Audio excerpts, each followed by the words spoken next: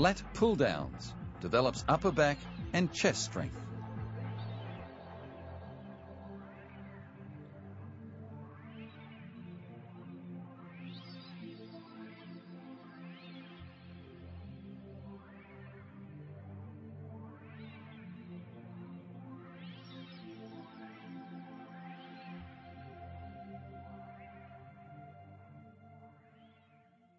Ian has identified 5 important elements to the freestyle stroke.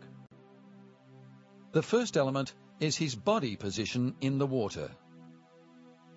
For Ian to swim so efficiently and effectively, he holds his body almost horizontal to the surface of the water when he swims. He also keeps his body in full stretch position with his eyes looking forward to achieve an excellent streamlining effect and obtain maximum benefit from his powerful kicking. If Ian allowed his body position to be completely horizontal to the waterline, he would lose the power of his kick.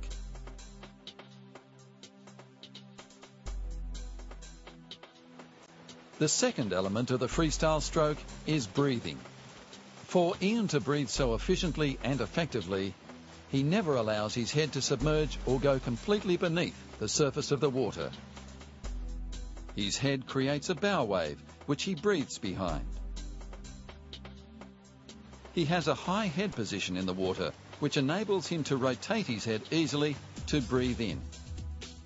He prepares to correctly breathe in during the arm stroke by having his chin nearly touching the shoulder of the arm that is completing the pushback phase. He exhales gradually after the recovery and entry phase of the arm stroke, whilst his head turns back past the centre line of his body. There are 2 types of breathing that Ian uses during training and competition.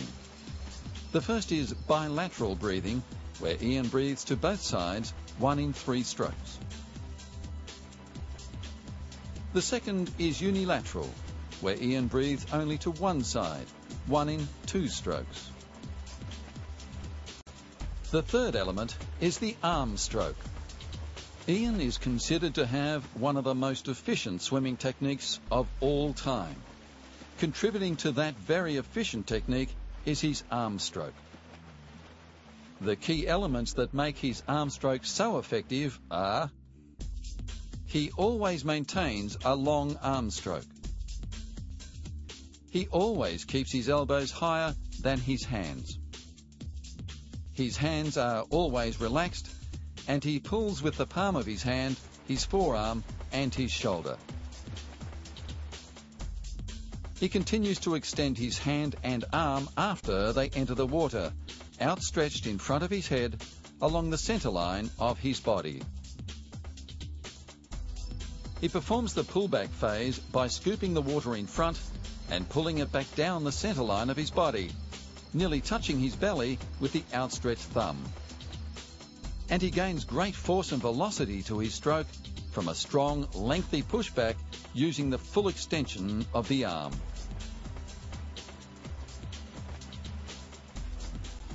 The fourth element is the leg kick. Ian is renowned in the competitive swimming world for his ability to engage his very powerful leg kick to propel him home during a race. This is the product of extraordinary leg power, channeled through an extremely efficient kicking technique. He begins the kick from his hip, slightly rotating his body for more force, then bends his knee slightly, followed by a full extension of the foot. During the upward motion, he heavily engages his hamstring muscle to enhance movement and power to the overall kick. He maintains a loose and relaxed ankle during the 2 phases of the leg kick, gaining maximum thrust from his feet. He allows his heels to just break the surface of the water, yet he does not kick any deeper than the width of the body, as this would cause more drag. Ian employs a variety of kicks during training and competition, depending on what he's planning to achieve. These various kick types include the 2-beat kick. For every arm stroke, there is 1 kick. The 6-beat kick. For every arm stroke, there are 3 kicks. The 4-beat kick, in between the 2 and 6-beat kick, where one big and one small kick are made to each arm stroke. The 5th element is body rotation.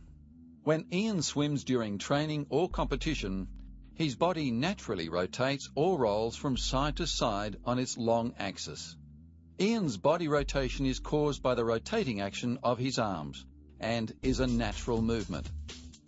This rotation assists his body to engage the large trunk muscles, making the stroke more efficient.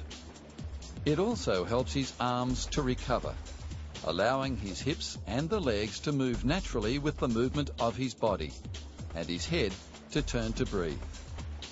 If Ian didn't allow his body to rotate, it would sway from side to side, greatly reducing the efficiency of his stroke and his overall performance in the water.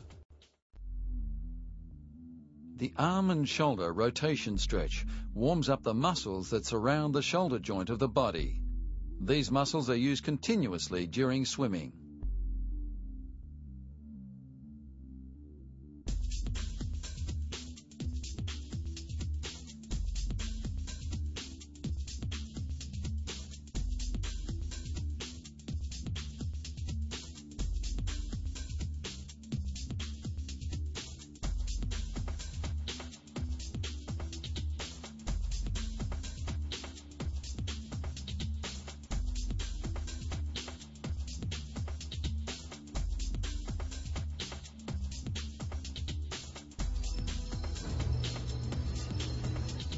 The quadriceps stretch stretches the thigh muscles known as the quadriceps.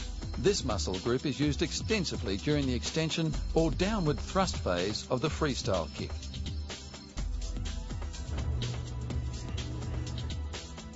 The triceps stretch stretches the rear muscles of the upper arm called the triceps. These muscles are used to extend the arm forward after entering the water and during the pull phase of the freestyle stroke.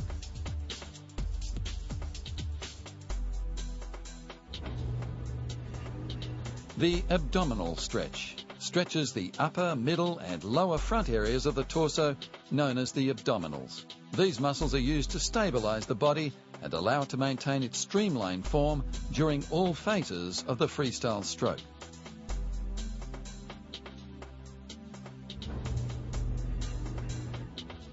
The upper chest or pec stretch stretches the chest or pectoralis muscles that are used heavily during the pull phase of the freestyle stroke.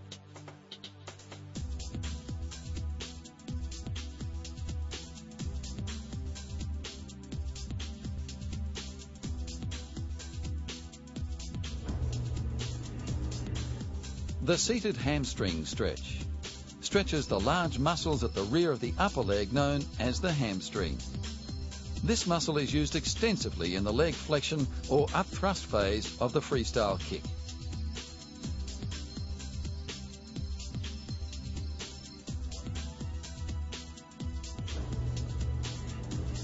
The side bend stretch stretches the lateral or side muscles of the trunk and the lower lumbar muscles of the back. These muscle groups are used to stabilize the body and allow it to maintain its streamlined form during all phases of the freestyle stroke.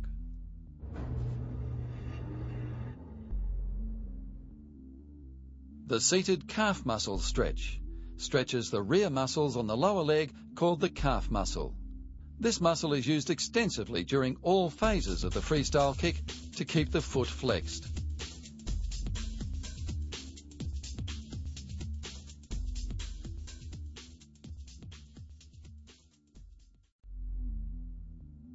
The arm and shoulder rotation stretch warms up the muscles that surround the shoulder joint of the body. These muscles are used continuously during swimming.